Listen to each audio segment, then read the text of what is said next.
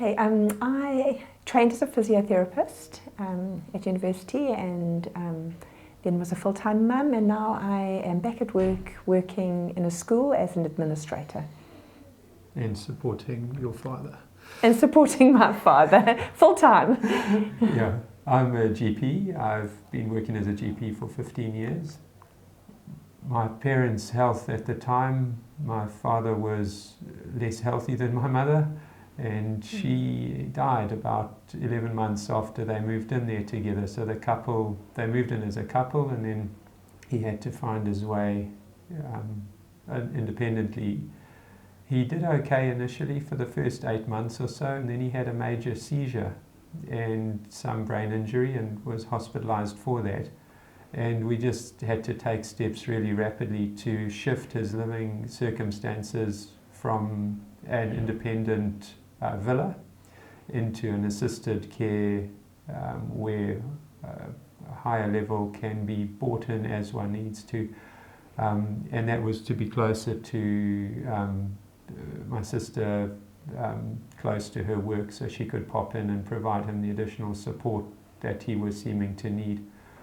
For him, with short-term memory loss, it was very, very disorientating, stressful. Yeah. For weeks before that, we helped him pack up boxes, and he took an active role in helping with that, which was lovely. And actually, despite his short-term memory loss, he actually remembered he was moving, which was great.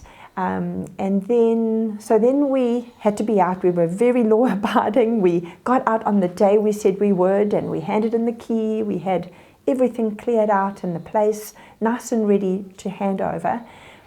And then moved Dad across, just trusting that everything was now going to go according to plan. Elderly gentleman who now has had to buy into a whole new village, and he's also going to have a deferred management fee in that village.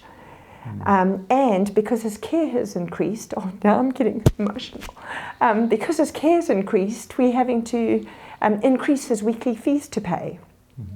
And he's still paying 50% of his weekly fees at the other village. And so it just seems so unjust. And I think that's what we've been struggling with. It is about Dad, but it's actually more about our elderly population and just how they're being treated. It just seems unfair to them, and it just seems disrespectful to what they've contributed to life, and to this world. And yeah. And we've not discussed it with him. Because of his memory, he becomes quite anxious financially. He constantly feels he hasn't got enough money to survive on. And I think if he knew he was being routed like this, to the degree, if he converted that into the money, the currency he earned as money, and I think he would go crazy. Yeah. So we have to bear that and just tell him everything's okay. And the deferred management fee, we were advised when we inquired, would go on until the property was sold, which we were told, to our surprise, is usually 200 days. And it was lucky that it might be 160 days because there was an offer on the property. So we really struggled with that. 200 days, if you 9 months of, well, not quite 9, what's it, 7 months at $3,000 a month for getting nothing in return. It's a lot of money, especially when you're losing 10% at the new place in your first year. So, I mean, a capital erosion of 60 to 70,000 and paying levies on top of that at both sites. Increased levels because of the increased level of care that has to be put in place now. Yeah. So, yeah, my concern is we frequently as GPs have to sign welfare guardianship papers for people with special needs to protect them from exploitation, property and welfare guardian, and this is not the case for older people. I really feel an injustice for them The courts protect vulnerable people. Older people are vulnerable people.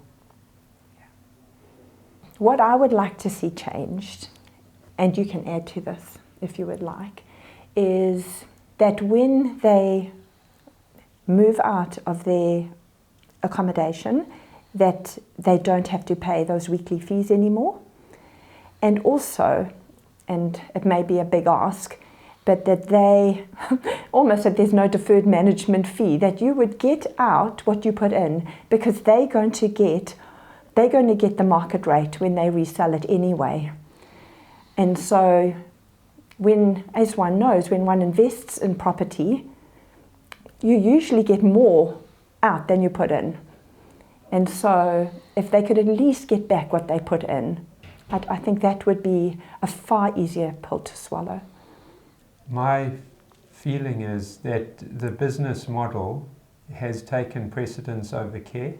We're seeing that in general practice, we're seeing it in disability care, where there's a profit to be made at the expense of vulnerable people. There's no protection for those people. I don't think that's right. The terms we were negotiated on, when I received the ORA from the organisation, I went through it and I thought, you would need 3 hours with a lawyer and you need graphic representation before you truly understand what you're signing into. It's just a very difficult system to stomach when it's your own family in it. But then when you realize it's industry-wide and accepted even in not-for-profit organizations, which we chose for their ethos and the care we anticipated, and that hasn't been the case. It's been business, and exploitation in a way that I don't think serves anyone, the user, ultimately.